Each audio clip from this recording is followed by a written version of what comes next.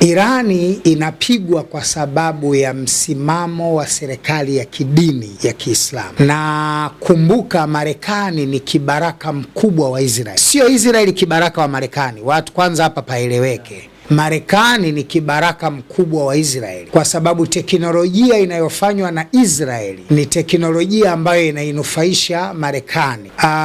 Waisraeli wachache wasiozidi 300,000 duniani ndio wanayoiongoza dunia, ambao hawa wanaitwa Wazayuni, kwa sababu kila Mzayuni ni Muisraeli, lakini si kila Muisraeli ni Mzayuni. Imeeleweka sawa sawa?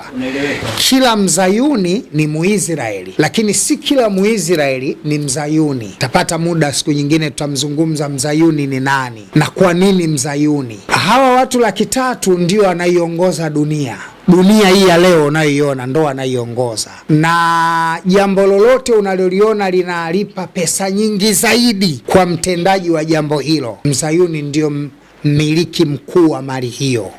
Mzayuni ndio mfadhili mkuu wa mchezo huo, iwe mpira, iwe basketi, iwe ngumi, iwe chochote kile na mengine mengi. Mzayuni ndio mmiliki wa simu zote na system za mitandao, kwa sababu mitandao ya simu na simu kwa ujumla wake ni moja ya teknolojia iliyotengenezwa na Myahudi.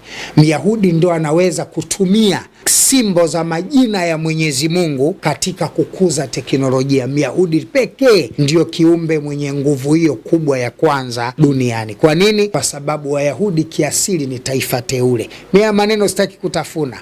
Makosa yao ni kitu kingine, kumuasi Mungu kwao ni kitu kingine, lakini uteule wao kwa Mungu utabaki pale pale.